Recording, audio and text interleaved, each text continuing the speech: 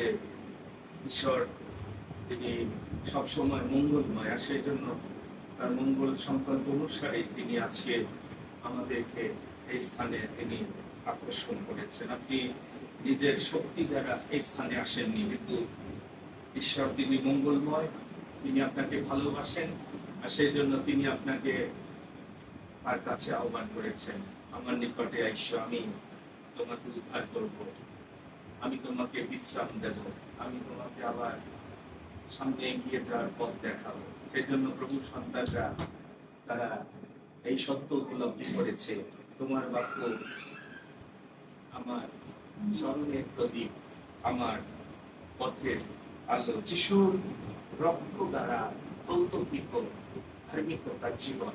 আজকে আসুন আমরা এটি ধ্যান করি যে যারা আমরা প্রভুর কাছে আমাদের জীবন সমর্পণ করেছি, যিশুর রক্তের যে পরাক্রম রয়েছে, যিশুর রক্ত দ্বারা তিনি যখন আপনাকে ধৌত করে দিয়েছেন, আপনি কোন অধিকারে প্রবেশ করেছেন, আপনি কোন জীবন আপনি গ্রহণ করেছেন, যেন আপনি সেটি গণনা করতে পারেন। শয়তান কিন্তু আপনার মনে সন্দেহ ঢুকিয়ে দেয়।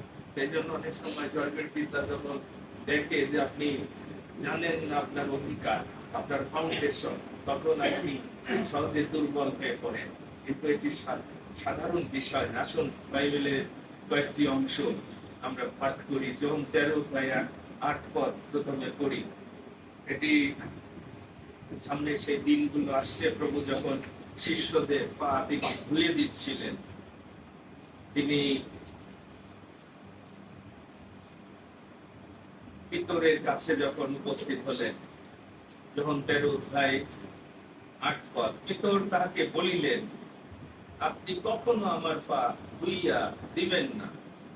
যিশু উত্তর করিয়া তাকে কইলেন, যদি তোমাকে ধৌত না করি, মনোযোগ দিয়ে শোনেন, যিশু বলছে, যদি তোমাকে ধৌত না করি, তবে আমার শরীর তোমার কোনো অংশ না।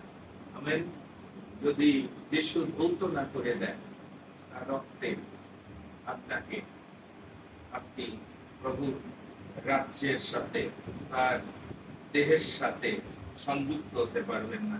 ইব্রিয় যদি 9:22 পদ আমরা পড়ি, সেখানে বাইবেল বলছে, ইব্রিয় 9:22 পদে এই সত্য প্রকাশিত আছে। আর ব্যবস্থা অনুসারে প্রায় সকলই রক্তে সূচীকৃত হয়, এবং রক্ত সেচন ব্যতি রেখে পাপ মোচন হয় না।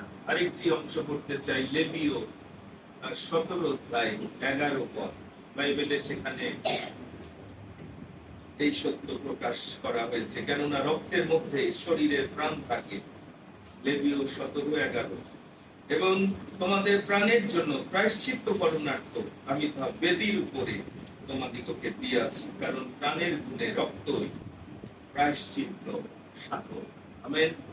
রক্ত ছাড়া পাপের মোচন হবে না, এটি ঈশ্বরের নীতিমালা। সেই জন্য আপনি যখন যিশুর রক্তকে সামান্য জ্ঞান করেন, ইব্রিয় 10 সেই জন্য ভয়ানক এক শাস্তির কথা সেখানে বলা হয়েছে। যারা আমরা যিশুর রক্তে ধৌত হয়েছি, প্রভুর বহুমূল্য রক্ত দ্বারা ধার্মিক গণিত হয়েছি, বাইবেল বলছে ধার্মিক বিশ্বাসে তো বাঁচবে, এবং ঈশ্বর আপনাকে ধার্মিক গণনা করেছেন যিশুর রক্তে যখন আপনি ধৌতকৃত হয়েছেন। সেই জন্য যিশু পিতরকে বললেন, পিতর, আমি যদি ধৌত না করি, আপনি যদি প্রভু কর্তৃক ধৌতকৃত না হন, তাহলে প্রভুর সাথে, প্রভুর রাজ্যের সাথে, ধার্মিকতার জীবনের সাথে আপনি সংযুক্ত হননি। এটি বাইবেলের সত্য অনুসারে মনে রাখেন। যারা ধৌতকৃত হননি, এখনো যারা পাপী রয়েছেন, কিন্তু যারা ধৌতকৃত, তাদের পবিত্রতার ফল এটি অনন্ত জীবনের দিকে নিয়ে যাবে। যখন আপনি রোমীয় 6:22 পদ করবেন, বলছে তোমরা আগে পাপের দাস ছিলে, কিন্তু এখন তোমরা ধার্মিকতার দাস হয়েছ, এবং ধার্মিকতার জীবন যখন আপনি যাপন করবেন, এর ফল আপনাকে অনন্ত জীবনের দিকে নিয়ে যাবে। আজকে খ্রিস্টান সমাজ, আমরা সন্ধির সুসমাচার আসলে বাংলাদেশে আমরা শুনেছি কিনা, সুসমাচারকে বলা হয়েছে এফেসীয় যদি 2:17 পদ পড়ে, সেখানে বলছে ঈশ্বর আমাদেরকে সন্ধির সুসমাচার জানাইয়াছে। এই সুসমাচার আজকে দরকার, যে সুসমাচার দ্বারা ঈশ্বরের সাথে পাপী মানুষ তারা সংযুক্ত হবে, প্রভুর রক্তে ধৌত হবে, ধার্মিক গণিত হবে, এবং যিশু আপনাকে তার রাজ্যের সাথে সংযুক্ত করে বলবে, আমার অস্থির অস্থি, আমার মাংসের মাংস, তুমি আমার সন্তান হয়েছে। আজকে প্রশ্ন হচ্ছে, আমাদের খ্রিস্টীয় জীবনে যদি নিজেরা আমরা প্রশ্ন করি যে প্রভু যিশু আমাদের সেই বিশ্বাস দেখতে পান কিনা, সেই ধার্মিকতার জীবন দেখতে পান কিনা, তিনি আমাদের ধৌত করেছেন কিনা, তিনি আমাদের ধার্মিক গণনা করেছে কিনা, আপনি কখনো কনফার্ম হয়েছেন কিনা? আমি জানি অনেকের পরিত্রাণের নিশ্চয়তার সাক্ষ্য আজকে আমরা দিতে পারছি না বাংলাদেশে, যে আমি পরিত্রাণ প্রাপ্ত। কয়জন বলতে পারবে নিশ্চিত ভাবে যে প্রভু আমাকে মুক্ত করেছে? আমি পাপী ছিলাম, কিন্তু আমি যখন প্রভুর হাতে জীবন দিয়েছি, প্রভুর আরোগ্যদায়ী রক্তের শক্তি আমাকে নতুন জীবন দিয়েছে, প্রভুর সাথে আমি সংযুক্ত হয়েছি। সেজন্য জিসকেল যখন 14 পদ করবেন, সেখানে ঈশ্বর বলছে, আমি যখন নগরকে উচ্ছিন্ন করবো, আমার ক্রোধ প্রজ্বলিত হবে। 3 জন ব্যক্তির নাম ঈশ্বর সেখানে উল্লেখ করেছে। এই 3 জন, নোহ, দানিয়েল আর ইয়োব, বলছে এই ধরনের ধার্মিক ব্যক্তি যদি থাকে, এই 3 জন, তাহলে এই ধার্মিকতার দ্বারা তারা রক্ষা।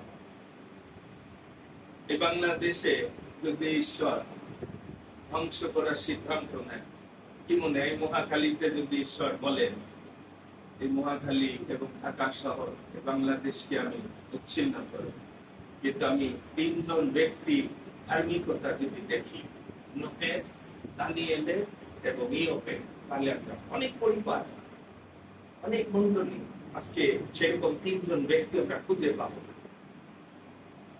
দেখেন, আমরা একটা বিপর্যয় খ্রিস্টীয় সমাজে আমরা বিচরণ করছি। যে কোনো সময় ঈশ্বরের ক্রোধ কিন্তু অধার্মিকতার উপর এটি প্রজ্বলিত হবে। আর সেই জন্য প্রভুর বাক্য বলছে, আমার ধার্মিক ব্যক্তি বিশ্বাস হেতু বাঁচবে। ঈশ্বর বলছে, আমার ধার্মিকতা যীশু খ্রিস্টের দ্বারা যারা পরিধান করেছে। এটি বোঝার চেষ্টা করে, খুব সহজ ভাবে না। ঈশ্বর বলছে, আমি যে ধার্মিকতা আমার পুত্রের মাধ্যমে দিয়েছি, এই ধার্মিক ব্যক্তি, আমার কাছ থেকে বিশ্বাস দ্বারা যারা তোমরা গ্রহণ করেছে। আমরা বুঝিনি, আমরা খুব সহজ ভাবে অনেক কিছু ভাবি। রোমিও 1:17 পদ সেজন্য বলছে, ঈশ্বর দেও এক ধার্মিকতা সুসমাচারে আছে। এটি ব্যবস্থার দ্বারা ধার্মিকতা নাই, যে যারা আমরা অনেক সময় রবিবারে গির্জায় যাই, উপাসনায় যাই, কিন্তু ঈশ্বরের কাছ থেকে প্রভু যীশু খ্রিস্টের সেই ধার্মিকতার জীবন যারা গ্রহণ করি, সেই জন্য ঈশ্বর যখন আপনাকে দেখে, সেই ধার্মিকতার জীবন দেখে না, ধার্মিক বাঁচবে। আপনার ভিতরে ঈশ্বর যিশুর ধার্মিকতার জীবন দেখতে চায়, আপনার পাপের জীবন না। কিন্তু আপনি সেটি সুসমাচার দ্বারা গ্রহণ করেছেন কিনা? ঈশ্বর দেও এক ধার্মিকতা, বাইবেল বলছে, সুসমাচারের মধ্য দিয়ে দেওয়া হয়েছে। সেই জন্য সাধু পল আগের ব্যবস্থায় কিন্তু ধার্মিক, সে রবিবারে গির্জা, প্রার্থনা, দান, দশমাংশ একেবারে ফার্স্ট ক্লাস। সে বলছে, আমারে কেউ দোষ দিতে পারবে না, আমি ব্যবস্থা এমন অনিন্দনীয়, আমার কোন উপাসনা মিস নাই, আমার উপবাস মিস নাই, আমার রাত্রিকালীন প্রার্থনা মিস নাই, আমার অর্থের দশমাংশ মিস নাই। কিন্তু বলছে, এটি আমি এখন ক্ষতি বলে গণ্য করলাম, এটি কোনো কাজে দিবে না। ঈশ্বর দেও, সে ভালো করে পড়বে, ফিলিপিও যদি আপনি 3 অধ্যায় পড়েন, বলছে ঈশ্বরের কাছ থেকে যিশুর দ্বারা যে ধার্মিকতা, সেটি যেন আমার। আমরা দৌড়াই না, ধার্মিক এমনি ঈশ্বর তাকে উন্নত করবে। যার ভিতর সেই ধার্মিকতা আছে, ঈশ্বর দেখে, ঈশ্বর বোকা না। আমাদের অনেকের জীবন যখন দেখে নাই, ঈশ্বরের ধার্মিকতার জীবন আপনার ভিতর থাকলে, একজনের ভিতর থাকলে, নোহের মতো, আব্রাহামের মতো, ঈশ্বর যখন দেখেছিল, ঈশ্বর খুঁজে বের করছে রক্ষা করার জন্য, সব ঈশ্বর রক্ষা করবে। আমাদের অনেকের জীবন সেই জায়গায়। সেই জন্য ফিলিপিও 3:9 পদে বলছে, যে ধার্মিকতা ঈশ্বর হইতে পাওয়া যায়, তাহাই যেন আমার। আমি সেই ধার্মিকতার জন্য দৌড়াচ্ছি, যেটি ঈশ্বরের কাছ থেকে। যে ভাই বোন, আমি জানি না এই মন্ডলীতে এসে এতদিনে অনেক সত্য আপনারা জেনেছেন। আপনি কি প্রতিদিন দৌড়াচ্ছেন সেই ধার্মিকতার জন্য? বাইবেল বলছে ধার্মিকতা জাতিকে উন্নত করে। অটোমেটিক আপনার পরিবার ঈশ্বর উন্নত করবে। কিসের দ্বারা? ধার্মিক বিশ্বাস দ্বারা। আপনি অন্য কিছু দ্বারা ভাবছেন যে আমি উন্নত হব, এটা সম্ভব না। বাইবেলে 75 গীতে 6-7 পদ করে দেবো, বলছে উত্তর দক্ষিণ থেকে উন্নতি হয় না, ঈশ্বরের হাতে। ঈশ্বর কাউকে উঠান, কাউকে নত করেন। শুধু আপনি ধার্মিকতা পরিধান করেন, ধার্মিকতার জীবন যাপন করেন, ধার্মিকের যে পথ বলছে এটি উত্তর উত্তর দেদীপ্যমান হবে। আপনি পাপী ছিলেন, আমি পাপী ছিলাম, তখন পাপীর পথে, যত নোংরা পথে, আমি বলেছি অনেকবার সাক্ষ্য দিয়েছি, যদি আজকে যিশুর পরিচয় আমি না পেতাম, আমি জগতের সবচেয়ে ওই যে ক্রিমিনালের সাথে আমার কোনো পার্থক্য থাকতো। আজকে যাদেরকে আমরা ওই যে সন্ত্রাসী বলি, ক্রিমিনাল বলি, ধিক্কারী, ছিছি বলি, আদমজাত, সেও ওই আদমজাত বলে আজকে তাকে আমরা একেবারে ধিক্কার দিচ্ছি। আপনি আমি সেম হইতাম। আজকে যাদের আমরা বলি ওরে বাবা খবর দেই, শয়তান খারাপ, আদমজাত। আমি নিজে আজকে হয়তো আমার নামও থাকতে হয়ে যাবে। আমরা অনেক সময় খ্রিস্টীয় জীবন বুঝিনি, তাহলে প্রভুকে যে কত ধন্যবাদ দিতাম, কত যে গৌরব করতাম। কারণ সাধু পাল বলছে আমি সেই ধার্মিকতা দ্বারা ঈশ্বরের পরাক্রম জানতে চাই, এবং সেই ধার্মিকতা জীবন আমার ভিতর আসবে, আমি পুনরুত্থানের পরাক্রম আমি জানতে পারি, আমি সেই লক্ষ্যে দৌড়াচ্ছি। সুতরাং একটা প্রক্রিয়ায় ঈশ্বর আমাদেরকে সেই ধার্মিকতার জীবন তিনি দিতে চান। নতুন জন্ম জল আত্মা দ্বারা না হলে তোমরা স্বর্গের সাথে সংযুক্ত হবে না, দেখতেও পাবে না, যেতেও পারবে না। এটি প্রভু বলেছেন। স্বর্গের মালিক যদি বলে থাকেন আমাদেরকে যে তুমি জল আত্মায় জাত না হলে আমার রাজ্যের সাথে যুক্ত, কতজন আপনি নিশ্চিত যে আমি জল এবং আত্মায় জাত? প্রভু নিজে আপনাকে সংযুক্ত করবেন, কারণ প্রভু সেই পথ দেখিয়েছে। যদি আপনি গতি 3 অধ্যায় 15 পদ, যিশু নিজে যখন বাপ্তিস্ম নিতে যাচ্ছেন, যখন বাপ্তাইজুকের কাছে, যখন বাপ্তাইজ বলতেছে না প্রভু আপনার পায়ের সেই জুতা খোলার যোগ্যতা আমার নাই, আপনার দ্বারাই আমার বাপ্তাইজিত হওয়া দরকার। বলছে না, এটি হচ্ছে ঈশ্বরের প্রক্রিয়া। এখানে দেখবেন বাইবেলে বলছে এই রূপে সমস্ত ধার্মিকতা সাধন করা আমাদের পক্ষে উপযুক্ত। বলছে তুমি সম্মত হও, কারণ এটি হচ্ছে ঈশ্বরের প্রক্রিয়া। এই যে আজকে যারা আমরা সেই প্রক্রিয়ায় নিজেকে সমর্পণ করেছি, এই যে আমাদের সন্তানরা করেছে ঈশ্বরের ধার্মিকতা গ্রহণ করার জন্য, যেদিন তারা বাপ্তিস্ম নিয়েছে, যেভাবে স্বর্গ খুলে গিয়েছিল যিশুর সময়, এবং ঈশ্বর বলল এখন তুমি আমার পুত্র হয়েছো, এখন তুমি আমার কন্যা হয়েছে, আমি এখন সন্তুষ্ট। এতদিন সন্তুষ্ট ছিলাম না, এতদিন তুমি আমার ক্রোধের পাত্র ছিল, আমার শত্রু ছিল। এই দিন সৌরভকে বলে দিয়েছে, যেদিন সৌরভ ওই ধার্মিকতার জীবন নেওয়ার জন্য জলে ঢুকেছে, একাকে সেদিন বলে দিয়েছিস এখন তুমি আমার পুত্র, তুমি আমার কন্যা। হালেলুয়া বলে দিছে, ইমানকে বলে দিচ্ছে, সেদিন ঈশ্বর বলে দিচ্ছে, শোনেননি? কোনকে বলে দিচ্ছে? ইনি আমার প্রিয় পুত্র। আমরা বুঝিনি কোন প্রক্রিয়ায় আমরা প্রভুর কাছে নিজেকে সমর্পণ করছি, এবং প্রভু নিজে বলছে এই রূপে, এই প্রক্রিয়ার মধ্য দিয়ে, নাহলে দরকার ছিল না দলে সিটা টিটা দিয়ে যা খুশি করে একটা খুলে, না না না, ঈশ্বরের প্রক্রিয়া। 3000 লোক প্রশ্ন, আমরা কি করব? এই সুসমাচার শুনলো, তখন ভিতর বলছে মন ফিরাও, প্রত্যেকজন পাপ মোচনের নিমিত্ত যীশু খ্রিস্টের নামে বাপ্তাইজিত তাহা হইলে পবিত্র আত্মার দান প্রাপ্ত হবে। আগে প্রথমে জলে ডুবতে হবে, প্রথমে কালভেরি, তারপরে পঞ্চ সপ্তমীর মনে রাখবেন, প্রথমে রক্তে ধৌতকৃত হতে হবে। সেই জন্য যীশু বলে আমি ধৌত না করলে তুমি আমার রাজ্যের আশীর্বাদ গ্রহণ করতে পারবে না, আমার রাজ্যের কোন অধিকারে তুমি ঢুকতে পারবে না। সেই জন্য কালভেরির কাছে প্রথমে আসতে হবে। বহুমূল্য রক্তের স্রোতধারায় আমাদের সমস্ত পাপ যখন ধৌত করে আমাদের সূচি পবিত্র প্রভু করবে, তখন উপর থেকে আত্মা এসে তার অগ্নিতে আমাদের হৃদয় জীবন প্রজ্বলিত করবে। আমেন। প্রভু চান যেন আমরা এই সত্য বুঝতে পারি। প্রথমে কালভেরি, ক্রুশের পরাক্রম। সেই জন্য ফানি ক্রসবি, যে গানটি আজকে আমরা গিয়েছি, একজন অন্ধ লেখিকা, অল্প বয়সে ডাক্তারের ভুল চিকিৎসায় সে তার দুটি চোখ হারিয়ে ফেলেছে। সেও কোনো অভিযোগ করেনি। আমরা তো সামান্য একটা কথাবার্তা আচরণে একেবারে আপসেট হয়ে যায়। আমি অনেক সময় আমাদের খ্রিস্টীয় জীবনের লেভেল দেখে আমি আশ্চর্য হই। আমি এই 33 বছর আমার খ্রিস্টীয় জীবনে আমি নিজেকে অনেক জায়গায় দেখেছি আমি মনে হয় জিরো মার্ক পাবো। এই 33 বছর যিশুকে গ্রহণ করার পরে যিশুর যে লেভেল, আমরা কোথায় পড়ে আছি? আজকে আমরাই বাধা সুসমাচারে। মানুষকে প্রভুর কাজে আনার ক্ষেত্রে আমরা এমন জীবন যাপন করছি, আমাদের সন্তানরাও বিঘ্ন পাচ্ছে। একটু চিন্তা করেন, এই যারা বাবা মা গুরুজনরা, কি মনে হয় আপনাদের জীবন দেখে যে ছোট ছোট যারা আছে, আপনাদের কথাবার্তা আচরণ, একটু নিজেকে প্রশ্ন করেন। আপনার ছেলে মেয়ে আপনার কি দেখে তারা উৎসাহিত হবে আমি এই জীবন চাই? ওই জন্য আমাদের অনেককে শাস্তির মধ্যে রাখছে। সুসমাচারের বিঘ্ন হবেন না, সুসমাচারের বাধা হবেন না। আমি নিজেকেও পরীক্ষা করি। আর কেউ কেউ হিংসা করবে, আপসেট হবে, আমি সেটি জানি। ঈশ্বর আমাকে সেটি বোঝার জ্ঞান দিয়েছে। এটা আমি প্রতিদিন বলেছি, অনুতাপে কাটাই। প্রভু আজকে সারাদিন আমার দ্বারা তোমার রাজ্য বৃদ্ধি পেয়েছে না ক্ষতিগ্রস্ত হয়েছে? প্রভু আজকে কোথায় আমি তোমাকে অস্বীকার করেছি? আজকে কোথায় প্রভু আমি তোমার নামকে জলাঞ্জলি দিয়েছি, নির্মিত করেছি? প্রিয় ভাই বোন, আর কতদিন লাগবে আমাদের খ্রিস্টীয় জীবন কবে জগতে দীপ্তি স্বরূপ হয়ে প্রকাশিত হবে? তোমাদের দীপ্তি মনুষ্যদের সাক্ষাৎ। আমরা আমাদের জেনারেশনের কাছে কোন যিশুকে পরিচয় করিয়ে দিচ্ছি? আজকে এটি প্রশ্নগত। খালি যাচ্ছে, রবিবারে যাচ্ছে, উপাসনায় যাচ্ছে, কি করে, কি হচ্ছে আমি জানি না। এত প্রভুর ভোট, এতবার উপাসনা, এত বাক্য, এখানে যে সত্যগুলো আপনারা জানতে পারেন, কয়টা মন্ডলী আছে? এটি আমি চ্যালেঞ্জ দিয়ে বলতে পারি, এটি প্রভুর গৌরবের সাক্ষ্য। ঈশ্বর এটি যদি আমার কাছে প্রকাশ না করতো, আজকে আমি এই মন্ডলী, এই পবিত্র মন্ডলী, এই নামও আসতো না।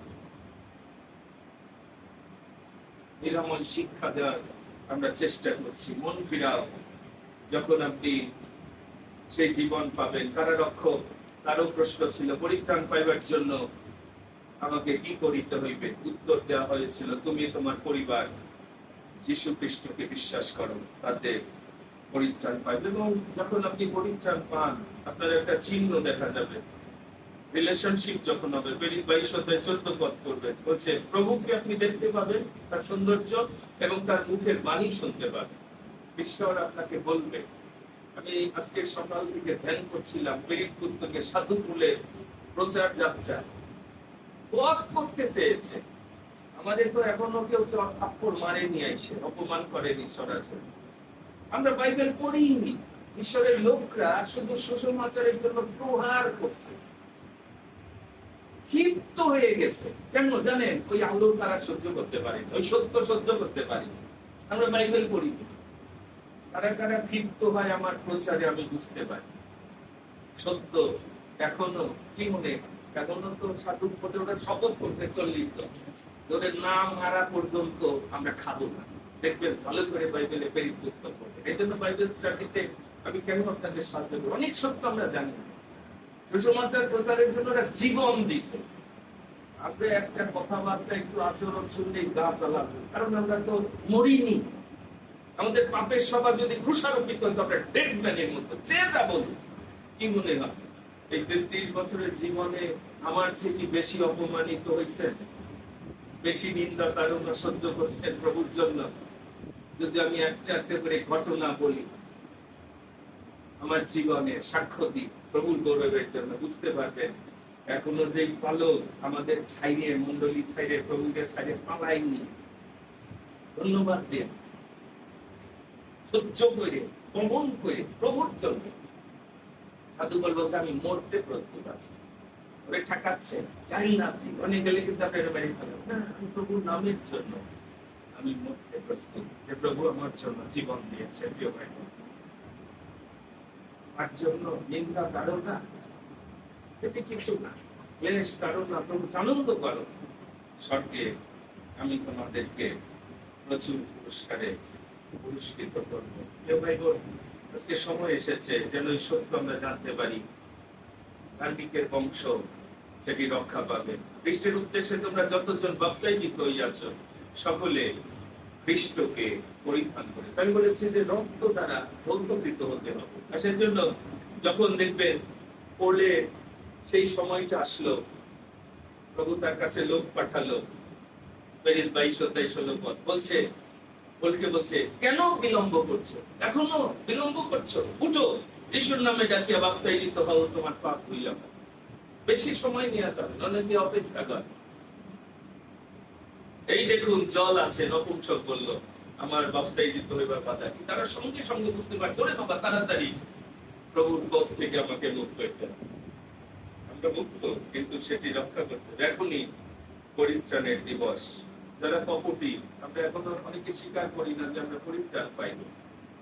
তাহলে এতদিন আমরা নম্রতায়, আমাদের সৌরভের বাবা, আমি ধন্যবাদ দিই তার নম্রতার জন্য।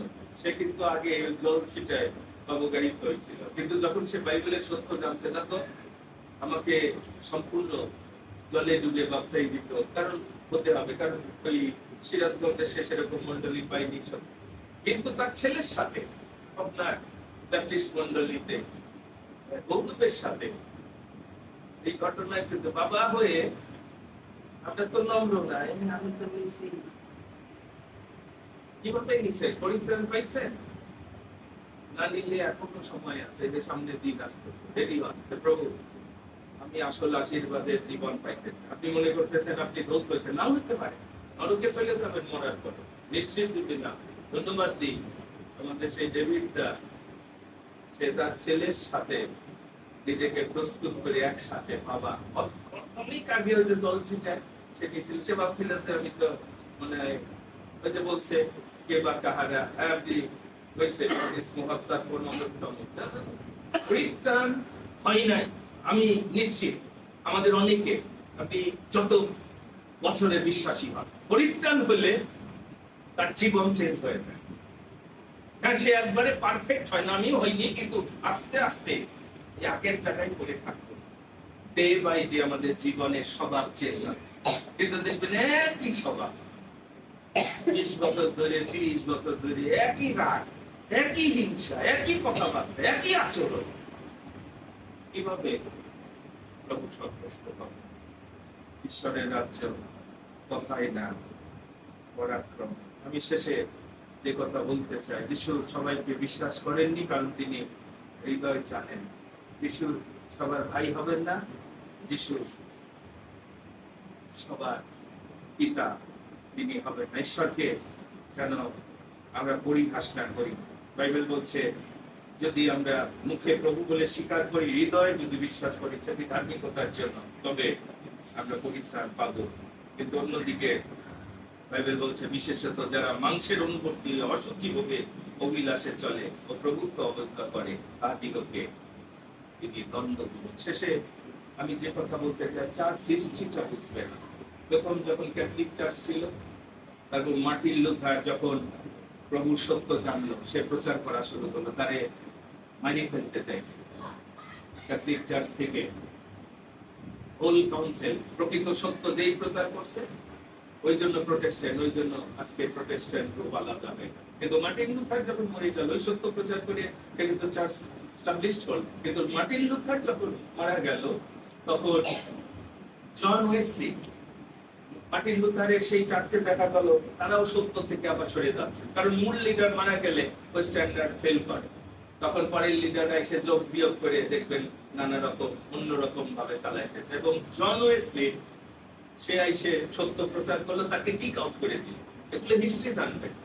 যখন সত্যকেও প্রচার করছে, সমাজ থেকে তারে বাইক করে দিচ্ছে, কিক আউট করে দিচ্ছে। সে গিয়ে মেথডিস্ট চার্চ তৈরি করলো। এবং যখন জন ওয়েসলি মারা গেল, তার মরে যাওয়ার পর আবার অনেক বছর পরে আবার আরেকজনকে ঈশ্বর তুলেন, উইলিয়াম বুথ।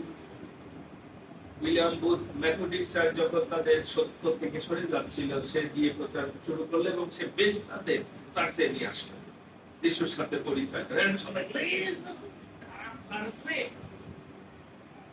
যেমন আমরা অনেকে আছে না, এমন ধার্মিক, হ্যাঁ, পাপীদের দেখলে আমরা নাক ছিটকাই। তো উইলিয়াম বুথ করলো কি, ওই বেশ্যা যারা, ওদেরও চার্চে নিয়ে আসলো, যেন ওরা যিশুর কাছে এসে নিজের জীবন চেঞ্জ করতে পারে। ওরেও কিক আউট করে দিলে, ওরা হবে না, তুমি আলাদা হও, এই সব আমাদের যারা আমরা ভদ্রলোক, আমরা ধার্মিক। উইলিয়াম বুথ শুরু করলো সালভেশন আর্মি, আরেকটা মন্ডলী সূচনা হয়। ভাই বোন, যিশুর মন্ডলী কারো মন্ডলী না, বোম না, সন্তান না, এগুলা ক্লাব। যিশুর মন্ডলী দেখবেন সব জাতি যেখানে আছে। যিশুর অরিজিনাল মন্ডলী হচ্ছে যিশু সেখানে সবকিছু। কিন্তু আমাদের দেশে আপনারা জানেন অনেক জায়গায় আছে বোমদের এলাকায় বোম চার্চ, এটা যিশুর মন্ডলী না। যিশুর মন্ডলীতে গ্রিক আছে, হিব্রু আছে, বাঙালি আছে, সান্তাল আছে, গারো আছে, চাকমা আছে, সবাই যিশুর দ্বারা চেঞ্জ হয়ে নতুন জাতি হয়েছে। এটা হচ্ছে যিশুর মন্ডল। যুগে যুগে এই সত্য প্রকাশিত হয়। আসল মন্ডলী হচ্ছে যেখানে যে কোনো জাতি থেকে আসছে, কিন্তু যিশুর দ্বারা তারা চেঞ্জ হয়ে এক জাতিতে পড়ে। আর যদি একই জাতি থাকেন আদম জাত, এটা যিশুর মন্ডলী। ক্লাব বলবেন, যেমন ক্লাবে যেমন একই ধরনের জ্ঞাতি গোষ্ঠীরা থাকে, আমেরিকান ক্লাব থাকে, ঠিক এরকম যিশুর মন্ডলী হচ্ছে যিশুর দ্বারা পরিবর্তন। এই সত্যগুলো বাইবেলে আমরা জানতে পারি। আজকে আমি শেষে যে আহ্বান রাখতে চাই, পুষ্টি নামানকে অর্ডার দেওয়া ছিল 7 বার দেবো, আবার নূতন জীবন পাবো। অন্ধকে প্রভু বলেছেন শিলোতে গিয়ে ধুয়ে ফেলো।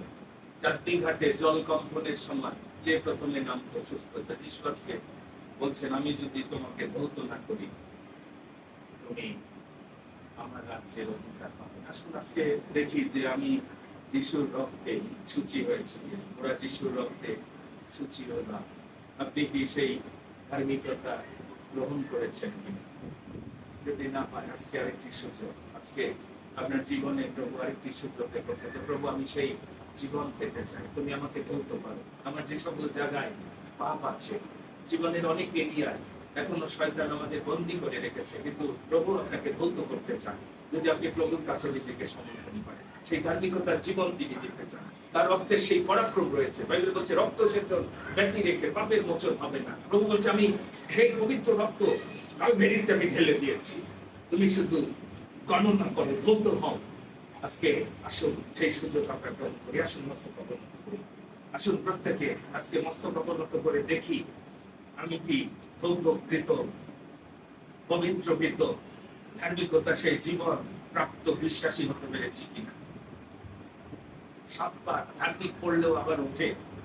7 বার যেভাবে জর্দনে পুষ্টি নামান ডুবেছিল, প্রতিবারে আস্তে আস্তে তার দেহে নূতন মাংস, নূতন জীবনের আলো এটি প্রকাশিত হচ্ছিল। একইভাবে যদি আমরা পড়ে যাই এ জগতে চলতে চলতে, কিন্তু প্রভু তিনি আবার আমাদেরকে ধৌত করে, আমাদের সূচি পবিত্র করে আবার তার গৃহে গ্রহণ করতে তিনি প্রস্তুত আছেন। কিন্তু আমরা প্রভুর হাতে নিজেকে সঁপে দিতে, সমর্পণ করতে আমরা প্রস্তুত আছি কিনা। পিতর অবশেষে প্রভুর কাছে সমর্পিত হয়েছিল, প্রথমে সে বুঝতে পারিনি। প্রভু বলেছে যে স্নান করেছে, যে একবার সমস্ত জীবনে ধৌতকৃত হয়েছে, পবিত্রকৃত হয়েছে, বাপ্তিস্ম নিয়েছে, তার আর দ্বিতীয়বার স্নান করার দরকার নাই। কিন্তু এই জগতে চলতে চলতে হাত পা যেভাবে ধুলা লেগে যায়, আত্মার মালিন্য, মাংসের মালিন্য, এটি আমাদেরকে কলুষিত করে কথাবার্তা, আচরণে, ব্যবহারে। আর সেই জায়গাটা প্রভু আজকে ধুয়ে দিতে চান। আপনাকে তিনি আবার তার সঙ্গে একান্ত করতে চান, একাত্ম করতে চান। আজকে আপনি কি সেই সুযোগ গ্রহণ করবেন যে প্রভু আমার হৃদয়ের এই জায়গাগুলো এখনো মলিন, আমার জীবনের এই অংশগুলো প্রভু এখনো অন্ধকারাচ্ছন্ন, কিন্তু তুমি ধুয়ে দাও।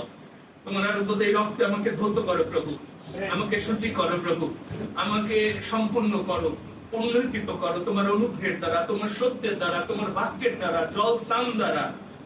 বাক্যে তিনি তোমাদের পবিত্র করে ভার্যাকে তিনি অনিন্দনীয় করার জন্য আজকে অপেক্ষা করছেন। আসুন প্রিয় ভাই বোন, যারা এখনো কোথাও কোথাও আমরা শয়তানের হাতে বন্দী আছি, আজকে প্রভুকে বলি, প্রভু আমার এই স্থানে তুমি কর্তৃত্ব করো, তোমার আরোগ্যদায়ী রক্ত সেচন করো, যা তুমি কালভেরিতে বহুমূল্য রক্ত যা ঢেলে দিয়েছো প্রাণদায়ী সেই স্রোতধারায়, আমাকে, আমার পরিবারকে, আমার জীবনকে, মণ্ডলীকে তুমি ধৌত করো। তোমার আরোগ্যদায়ী রক্তে আমরা যেন শুচি হই, পবিত্র হই। আসুন সেই বিনতি নিয়ে প্রভুর হস্তে আমরা আত্মসমর্পণ করি। Hallelujah, hallelujah. প্রভু ধন্যবাদ দিই যে তুমি আজকে আবার এই সুযোগ দিয়েছো যেন আমরা ধৌতকৃত হই যিশু নামে। তুমি যদি ধৌত না করো, সূচি না করো, আমরা তোমার অধিকারে প্রবেশ করতে পারবো না। তুমি বলেছো আমার সাথে কোনো অংশ নাই, আমার সাথে তোমার কোনো অধিকার নাই, আমি তোমাকে চিনি না। হ্যাঁ প্রভু, আমরা সেই রব শুনতে চাই না, আমরা শুনতে চাই আইসো উত্তম বিশ্বস্ত দাস, আমার প্রিয় পাত্র, আমার প্রিয় পুত্র, আমার প্রিয় কন্যা, পৃথক হও, বাহির হও, অসুচি বস্তু স্পর্শ করো না। প্রভু আমি প্রার্থনা করি এই মন্ডলী আমাদের প্রত্যেককে আজকে তুমি ধন্য করো, আমাকে করো, আমার পরিবারকে করো, আমার বিশ্বাসী ভাই বোনদের করো। যে সকল জায়গায় এখনো অসুচিতা আছে, মন্দতা আছে, পাপ গুড়ি মেরে আছে, যিশু নামে তোমার আরোগ্যদায়ী রক্তের পরাক্রম সেচিত হোক। যিশু নামে তোমার আরোগ্যদায়ী শক্তি প্রবাহিত হোক। প্রভু মুক্ত করো আমাকে, আমাদেরকে তোমার অনুগ্রহ দান করো, যেন প্রভু আমরা জীবিত, পবিত্র, প্রীতিজনক জীবন তোমার সামনে উপস্থিত করতে পারি। আমাদের সমস্ত অজ্ঞতা, দুর্বলতা, পাপ তুমি নিজ গুণে ক্ষমা করো, দয়া করো পিতা। তোমার আরোগ্যদায়ী অনুগ্রহ দাও, স্পর্শ দাও যিশু নামে। তোমার আরোগ্যদায়ী শক্তি দ্বারা আমাদেরকে মুক্ত করো। তোমার রাজ্যের সাথে যেন আমরা সংযুক্ত ওই তোমার সাথে যেন একাত্ম যেন থাকতে পারি। আমাদের জীবনের মধ্য দিয়ে, সাক্ষ্যের মধ্য দিয়ে তুমি গৌরবান্বিত, মহিমান্বিত, তোমার বাক্যের কার্যকারী করো। তোমার ইচ্ছা আমাদের প্রত্যেকের জীবনে সিদ্ধপূর্ণ যিশু নামে এই প্রার্থনা চাই। Amen, amen. ধন্যবাদ দেই তোমাকে। আসুন প্রভুকে ধন্যবাদ দিতে দিতে উপহারকে আমরা প্রভুর স্মরণে আমাদের সুগন্ধার সঙ্গে উৎসর্গ করি। তুমি যা দিয়েছ, তুমি যা করেছ, আসুন সেটি গণনা করি এ পর্যন্ত তার দয়া আশীর্বাদ। ধন্যবাদ তোমাকে, ধন্যবাদ তোমাকে, ধন্যবাদ তোমাকে, ধন্যবাদ তোমাকে। তুমি যা করেছ আমার জীবনে, তুমি যা করেছ আমার জীবনে, ধন্যবাদ তোমাকে, ধন্যবাদ তোমাকে। কৃতজ্ঞ তোমাকে,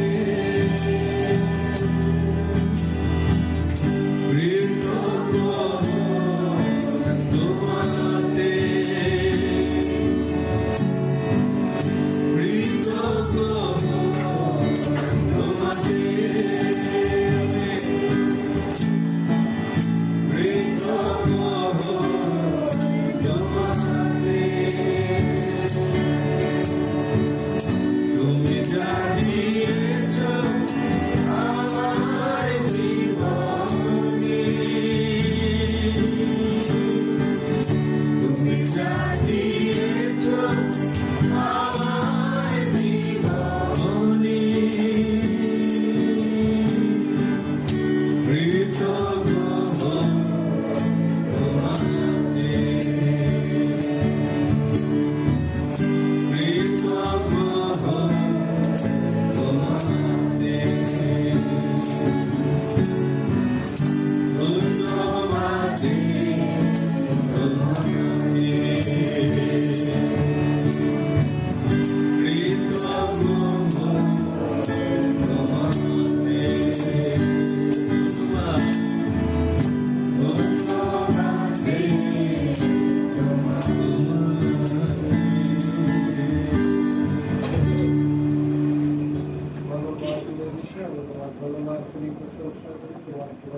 তোমাকে, ধন্যবাদ করি, প্রশংসা করি, তোমার একটু ভালোবাসো, তোমার প্রেমের আমি আহ্বান করেছি।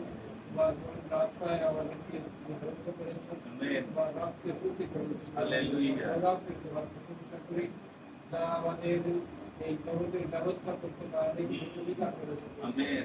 যে আমাদেরকে আলোচ্য কালের জন্য তোমার রাজ্যে স্থান দিয়েছে। তোমার মধ্যে আমরা সেই দয়া পেয়েছি, তোমার চরিত্র লাগবো ধন্যবাদ দিয়ে আমাদের জীবনে তুমি যা কিছু দিয়েছ সবাই সম্মান সমস্ত জন্য তোমার চারিত্রিক জানাই এবং তা থেকে নিশ্চিত আমরা তোমার চারিত্র উপস্থিত করেছি। দয়া করে তোমার রাজ্য ভাগ্যতা করতে পারে আমেন। তোমার গুণবাক্যে আমাদেরকে সতর্ক তুমি দয়া করে ব্যবহার করো, তোমার মনগুলি চাকরিতে করো, দয়া করে বিশ্ব তোমার পবিত্র লাগে ধন্যবাদ প্রার্থনা করছি।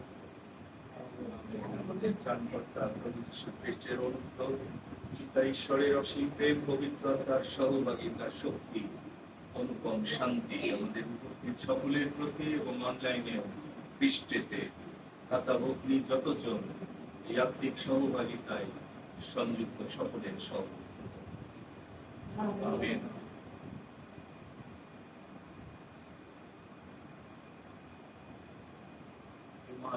ইমানুয়েল।